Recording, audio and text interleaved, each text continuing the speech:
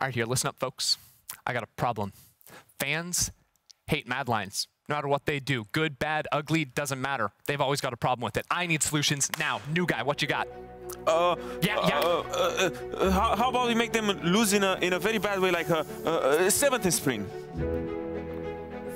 Yeah, not that stupid smile off your face. All right, let's keep it going. What you got? No, what you got? I love it. I love it. 7th place in sprint. We write them like that, and then everyone's super disappointed and sad and down on them, but then they turn it around. Redemption, make it to semifinals. I love that. All right, Glasses, smart guy, Mr. Iceberg. What you got? I need Oscar winning, Titanic storyline. Why can't we just write them as a strong, consistent team we can trust internationally?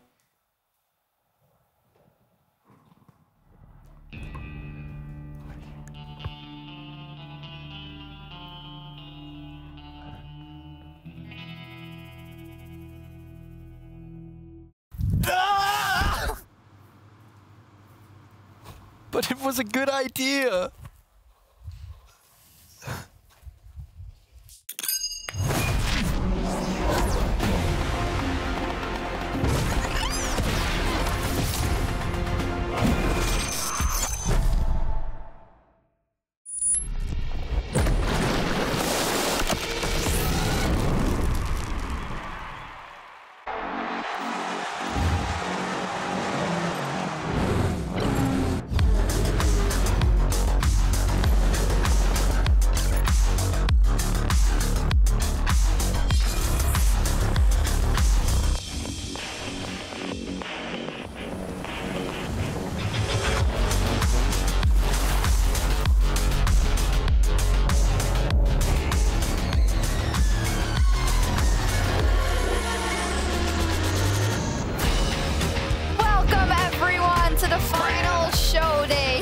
LEC studio this year before we head off to Montpellier, Occitanie next week to crown the LEC 2023 season champion. When you say something in French, it's like all the words after that also stayed a little bit French, but that's all that's happening. Caps is happy, acting like he already won, but that's not the case.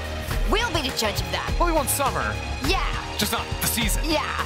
Today is G2 Esports fighting against the Mad Lions for a spot in the grand finals on Sunday, surpassing that match on Saturday. But my name is Shax, and once again joined by Ender and Odewamne for this historical occasion. So historical. The historical occasion is that you two are here. Yeah. That is quite historical. My MVP right here. Yeah.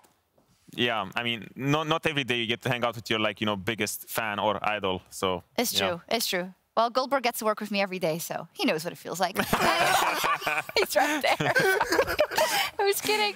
Oh, I'm sorry. We've been here for a long time. We've been rehearsing a lot of stuff, so we're a little bit crazy, but it's fine. We'll lead it into the right direction, like talking about BDS versus Fnatic. Yesterday it was Fnatic that advanced to Montpellier and also the world's Swiss stage, and these two analysts did not believe in them. I mean, in our defense, we didn't think Wonder was going to show up and actually, look good. He started performing really well towards the end of the season. Yeah, I mean, at the beginning, he wasn't doing the best, but he started ramping up throughout the season. And towards the end, I think his teamfight presence was great. He was doing his job pretty much throughout the whole game, keeping it stable. But yeah, I think everyone else from Fnatic popped off really hard. Trimby had an amazing series, and I think he was exactly everything that he needed to be for his team. Yeah, I mean, the Razork Karthus as well, just 5,000 gold ahead, 3-level lead almost the entire game in that number 2. That was a really interesting spin on the series, because you saw as soon as he had that game, obviously loving the win moment there for him. Cute. But he completely, he was just farming bans after locking in the Karthus. The only time we'd ever seen it this year, I believe, was when Bo played it. So crazy that he was able to get that value in the series. Yeah, we didn't get to see a lot of bans towards jungle like the way we did this series, because there was 6 jungle bans, I think, towards, but yeah. I could not see you because the camera's in the way. I mean, I couldn't see you either, so. It's all good. Here's the bracket. So, I mean, also, let's spare a word for BDS. A great run so far. We will be seeing them in Korea. They'll be playing the Golden Guardians, but it's Fnatic that punches their ticket to the Swiss stage. And about Montpellier, by the way, we can't wait. Next week is going to be awesome. Big stadium, also 1-hour pre-show. We'll have bingo. We'll have the LEC Expo back and close by. It's going to be amazing. I can't wait. But we won't see BDS there. They will be facing off against the Golden Guardians in the world's qualifying series for a spot in the play-in. So let's check in how NA feels about their opponent. Playing versus BDS, I always kind of saw them as kind of like the Golden Guardians of Europe. You know, they had like a rough start. They were kind of like no names at the bottom, and then I guess seemingly out of nowhere, they kind of rose to the top. And ever since then, they've been really solid. But yeah, I don't really know too much about them. I know both of our top laners have kind of interesting champions and playstyles, so I'm curious to see how that one plays out. And as well as we both have boomer AD carries. I've been watching Crowny play in the LEC for quite some time now, so I'm excited to play versus him in a real match. But yeah, I think at the end of the day, you know, it's North America versus Europe, so it's gonna be a banger. What is this? Stixay. Oh, it's very cute. You want to play Crowny, whatever. I'll trash talk for him. Yeah, where's the... Let me take control. Look, top lane, it's going to be an embarrassment for BDS. Look, FLICKR is coming in, the GOAT of top lane this year in NA. He's going to be throwing fists. He doesn't even know who this Adam guy is, any of those champions. It just doesn't matter. He's gonna smack him. What's he going to do? He's going to blind pick Poppy and stuff like that? He's going to pick the Yone Hullbreaker and just run down top the entire game. Yone Hullbreaker, when my boy Adam has like Axemen in his champion pool, like Olaf, Darius, you know? What's the little sounding like a one-trick pony a little bit. Also, like, the most predictable play style in the universe. Like what? He's gonna stomp lane? Look, I think FLICKR might be able to run down to the dragon and team fight around 6 minutes. I think that's something he can do. I mean, he's gonna get wins like that. But I mean, even if okay, top lane, I'll give you that. Look at bot lane.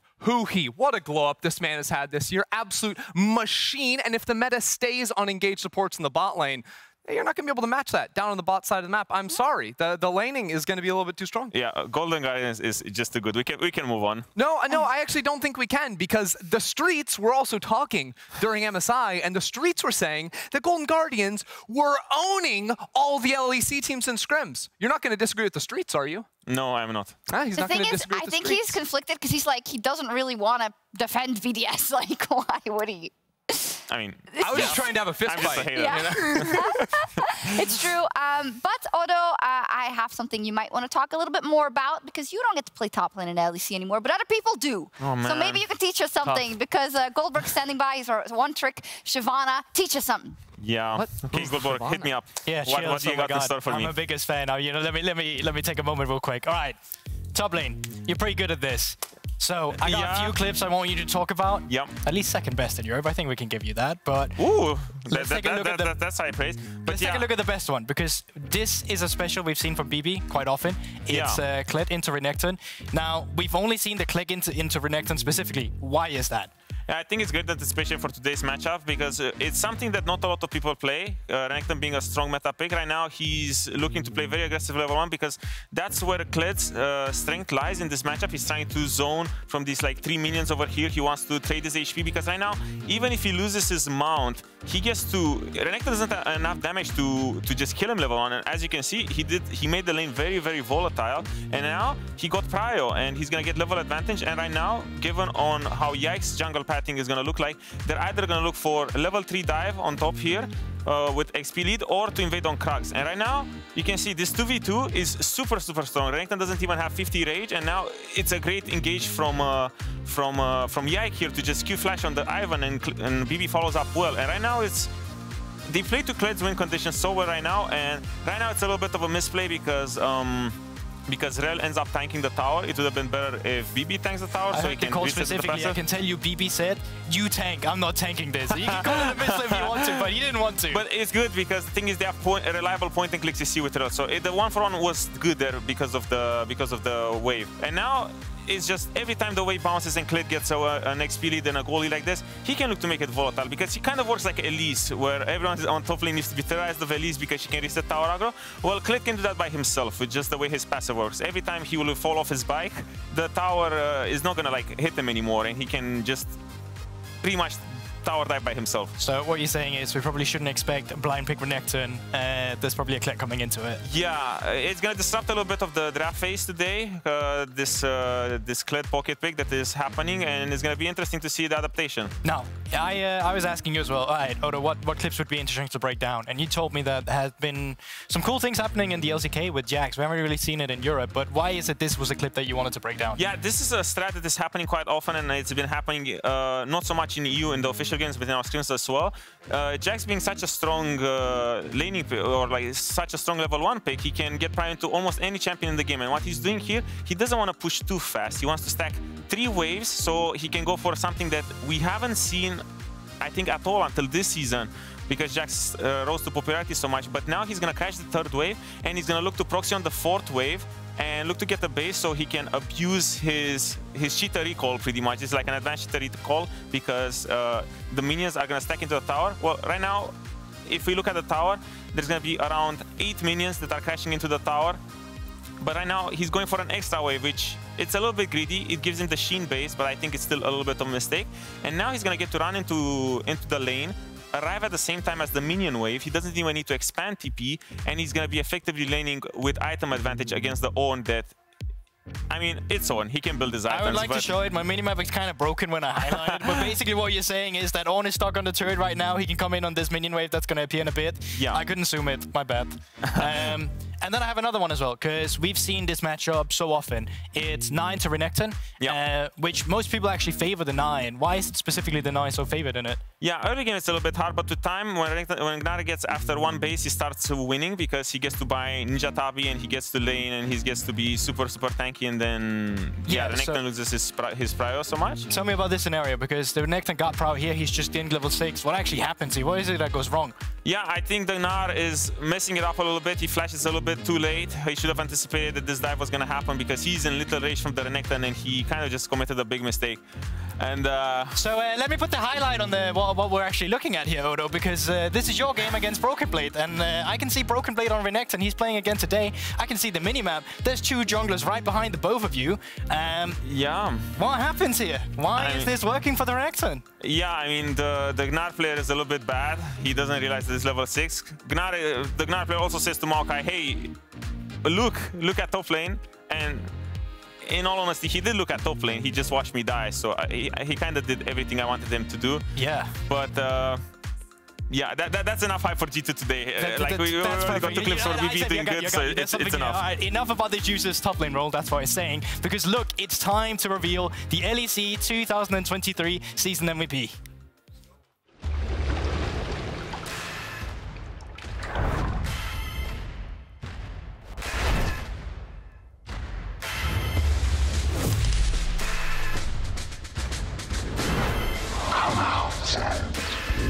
Towards comp, they're leaving him on side lanes. They want this Sivir to be big. Wow. Once again, this sentence connects. Box was dropped. The zap connects. Oh! Sentence! Mickey just does not miss. Thoughts forward. Doesn't connect with the chase. Stand in place. Finally looking for a kill. No, it doesn't do it. What? It does not do it.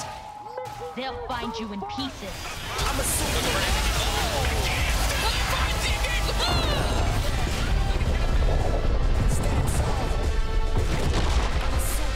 On to the next.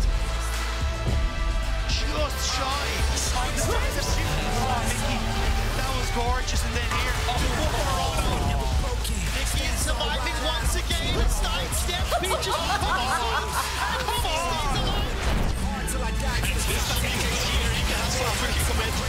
Clean from the EX, immediate lockdown of the shield. He's taking to the face check. Look, once again, the one hook. The hook once again lands onto Nuke. From this bottom quadrant. That trench line is threaded through the minion. Shax Spectre forced to flash away. But secured by Unsummoned G2. And the Blue Ball Summoners on the dive. Oh, it's just rubbing salt into the wound.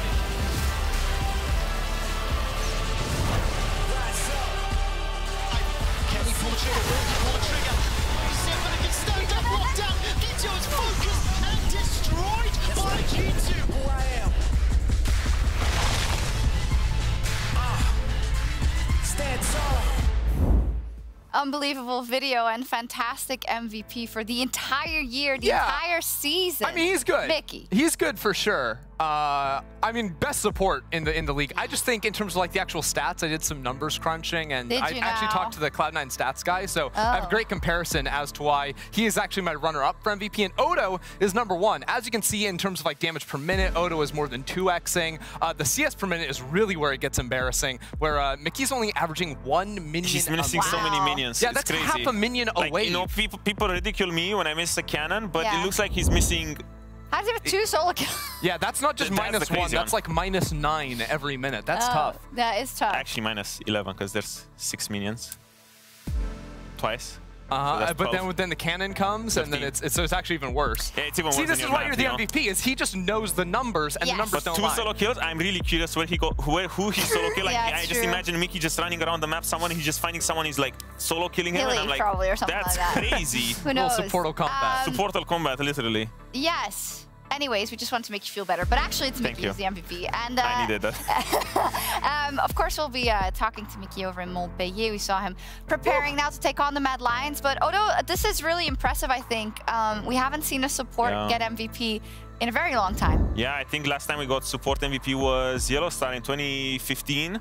Back then, where there was like also 2 MVPs per split per year, because like, you know, MVP of spring, MVP of summer. So that's even more impressive, considering there's been like 14 or 15 awards, and ever since then we didn't get the support MVP, and it just goes to show that he's been so consistent, and he's had off games, you know, every once in a while, but he compensated with so much. He's been incredible. He's been doing everything that his team needs him to do, and a lot of confidence in his champion picks as well. I feel like he wasn't really like following the meta. He just always picked what he believed in that was the best for him and his team to enable them to succeed as much as possible. I think there's a lot of times these awards, like at the end of the year, can sometimes be like recency bias awards, but this is not the case. Like this dude was dominating every single split, especially back in spring, right? Like everyone was playing the cringe enchanters down in the support role. He's like insta-locking Nautilus every single game, getting kills inside lane, and the forward percentage at like almost 40%, where he's on the other side of the map. Like what we saw from him was lane domination turned into presence inside the enemy jungle, invading, and it was that tag team with Yike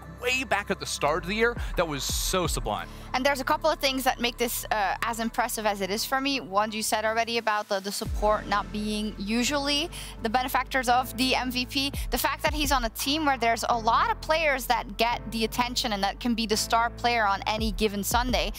And the fact that he's had such a long career in which he's had ups and downs. He's had arguably some of the highest highs of some of the players in Europe back in 2019, then having to go back and work on himself and everything before finding his way back to G2. Yeah, that's the key thing, though, because I think exactly you talk about a player that gets overshadowed. I think even sometimes during like that 2019 run, right, you would look at other areas of the map, and that's where a lot of the praise ended up coming, whether it's like Caps in the mid lane or whatnot. And then he comes back to this G2 team. He's back reunited in the bot lane with Han Sama, another guy that could easily eclipse so many players, and yet it's Mickey who is crushing inside the laning fees time in and time out. It's wonderful to see. Very close on his heels was Yike. Yike was crowned the Rookie of the Season, Odoamne, and he has been super exciting to watch overall. I don't think anyone could argue this one either. Yeah, I mean, he's been incredible. For me, he was my MVP, but at the same time, Mickey is totally deserved. I think he had a great year, but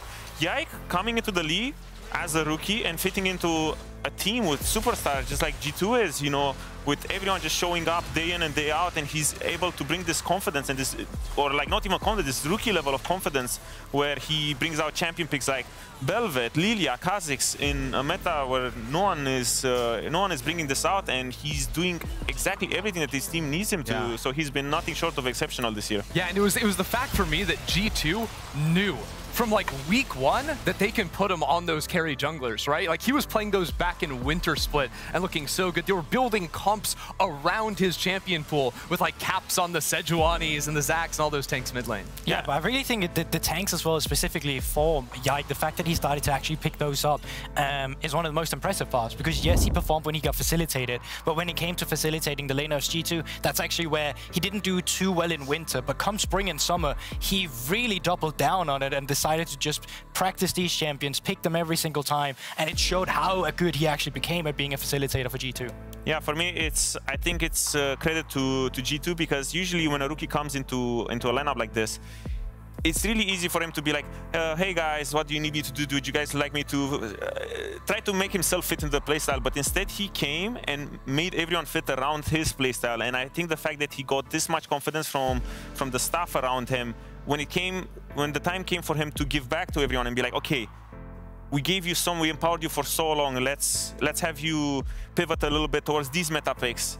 What can you give back to us? And he delivered exceptionally. Look, I want to start a petition here, right? Because like EU mids, thing of the past. It's EU junglers now, man. EU junglers like Elyoya, Yike, all these guys in recent years have been so sick. Inspired. Oh! What a great segue into the matchup at hand today, which is G2 versus the Mad Lions. And you're right, Elyoya was once upon a time in these exact shoes, a rookie of the split as well. We gotta say though, coming into today, we haven't been seeing that Elyoya Goldberg. Yeah, I think it's really interesting because despite Elyoya being the one who had the almost perfect rookie year into then solidifying himself to a veteran, has now actually not been performing to the same style or at least to the same level that we're used to. He's the one who's playing catch up to Yike. Yike is coming in as the favorite today in his rookie year as well. And it's a shame we have the meta that we currently have, because I would love to see the Elyoya Lee Sin and the other things come through it. But I think Elyoya really needs to step up his gameplay. He's not been as visible on the Rift that Yike has been around his laners, for example. Has it been different, Odoamne? Of course, you played them and you've played him for a couple of seasons now.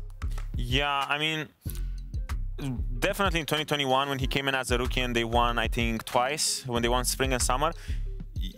He had a little bit of what Yike has right now, you know, with this rookie confidence where he feels like unstoppable and he can do whatever he wants. And right now he's transitioning into this more of a leader role where he's kind of like the veteran and he needs to have these consistent results and performances every single day.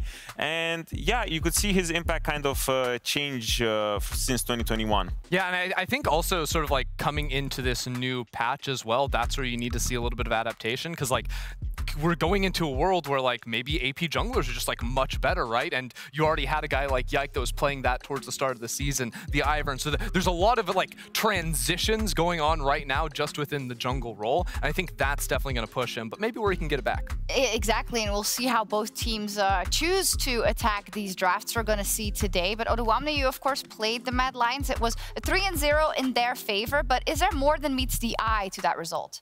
Yeah, when you look at the result, you can say, you know, 3-0, easy win.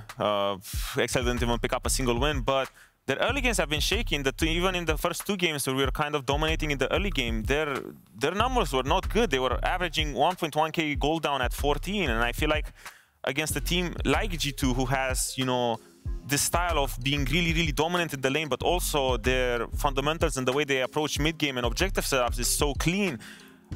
I feel like you can't really drop the ball like they did against us, and one might say that it was, you know, maybe poor draft choices. They favored mid-late game scaling and empowering cards as much as possible, but I feel like they need to find this fine line between early and late game where they need to match G2, because I feel like you cannot do the same mistakes that they did against us. No, I absolutely agree. Those stats right there, that's a losing team stat. The fact that that's a 3-0 is absolutely mind-boggling. And the fact that they still did... There's something about the opponents. It did a bit as well, I'm sorry. But I think another thing as well is just the fact that they had good tools in terms of coming back in the late game by opening the map, by catching Odo every now and then on the side lane or splitting the opponent apart. But the thing is as well that G2 is not the kind of team where you can do the same. Like, if they get a turret in the beginning, if they start getting ahead with the objective, it falls apart. You need to match them in the early game, because they're not going to be able to team fight their way out of it the way that they did with Excel. Look, sorry, I didn't even get caught, man. Just getting ganked in game, getting ganked on the analyst desk is just brutal. Fired, it happened. Look, though, because I need to jump in here on this conversation, because, like, yes, I agree you have to play a better early game versus G2, but I don't care about these stats. Like, I don't think Mad Lions came in and were trying to play early game. I think they were coming in, playing an Excel that largely were scaling. No, and I think you're fantastic at that, and I think that's exactly what they were trying to match, and they were saying, we're going to draft either equal or better scaling, and then out-teamfight you in the later stages of the game. So, like, yes, they lost in the early game, but that was the intent going into that series. This team is going to look completely different today in draft and in how they attack the server. That's a vote of confidence coming out of it. And they're, well, one thing is for sure. I didn't say they were going to win, okay? One thing is for sure, if Carzzy plays the way he did versus Excel in those late game team fights, it might be spicy. Let's check in on how he feels about the upcoming weeks.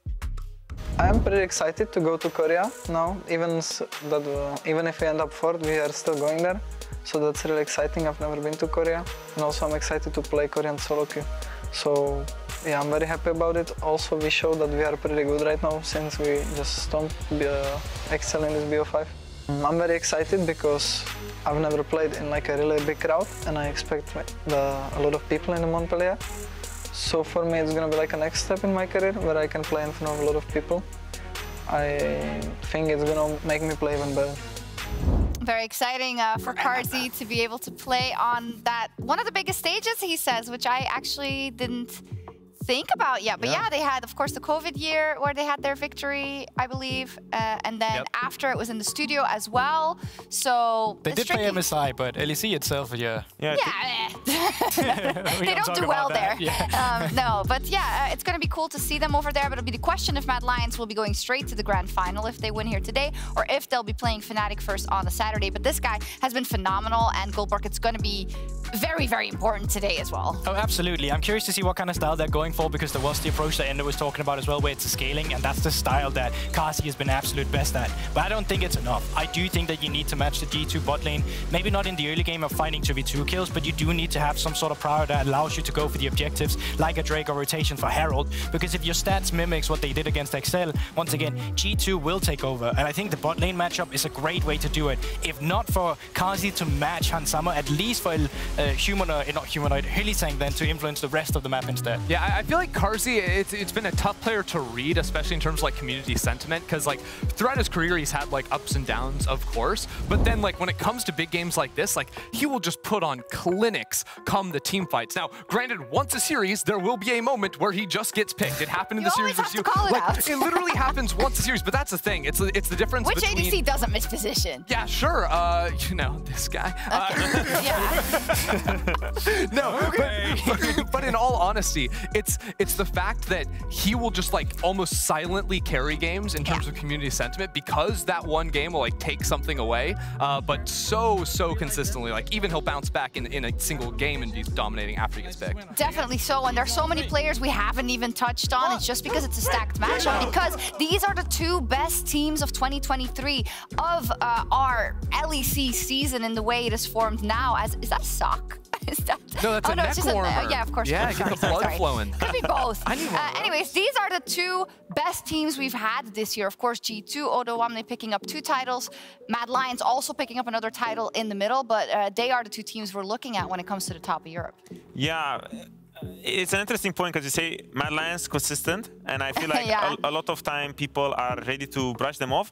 But even when they won the split in back in spring, they were in a tiebreaker to almost miss playoffs, you know, and the fact that they get to bounce back and so strong and so dominantly speaks a lot to them, because even right now, sure, they had this bad summer split where they ended up, I think, 7th, if I'm not mistaken. Right now, it's time to show up, you know, and Mad Lions does have this tradition of when it comes to pressure moments, when it comes from them showing up, they always deliver. Especially versus G2 in best of 5 series. Like, this team just has that angle to be able to do it. And that makes it even more interesting as well, because historically speaking, Mad Lions haven't been a regular season team, and that's not just this year. It's literally almost every single year we've had them in the LEC. They've underperformed in the regular season, and they show up in playoffs. And as you've already said, G2, one of their comfort matchups. I'm not saying I believe in Mad Lions, but, you know, the Science have aligned before. Also, let's not forget, G2 all across the first All-Pro team. Coach MVP. He's the rookie of the split. Uh-oh, it's stacking up. It's stacking up indeed. It's very possible. It's true. I mean, some people might grin and say, Mad Lions, one out of the 2 best, but when you look at how they've done in the playoff runs respectively, you have to say that.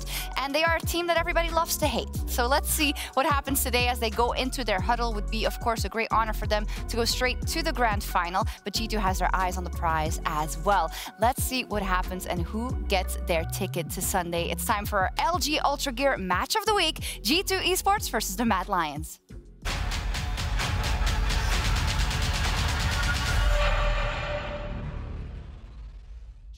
Take the fight as despair for the Lions. Mad Lions are way too healthy and way too hungry for the win. for the G2 victory lap. For the 11th time, G2 are your champions. I do think we are probably the best team from Europe. And now Yike is in a perfect position for the engage. Cam's coming in from the side as well, and Crowny is immediately locked up, stunned up, and shut out of the fight. He's got 200 HP left. A little skeptical about Matt, but it sounds like Berlin is not, rightfully so, after a commanding 3-0. I hope that after this game we keep going and we don't stop. I feel like we improved on everything. Now I believe we can have the formula of what would work for us in the future. Otherwise, the series will probably be a bit too one-sided, but now might actually be close. Hilly over the wall, Patrick into the pulverize. He's flown up and cleanses for his life, rooted in place, and he's distorted to death. I mean, G2 is always a fun team to face. I think they're probably the best team in Europe right now. When playing on stage against them, you can feel the pressure. I think you just have to be as aggressive as them. I don't think you can just wait and scale. Go up and target, try and use those sand soldiers. The Emperor's Divine scoops them up. It delivers Kazi for the quadra kill onto XL.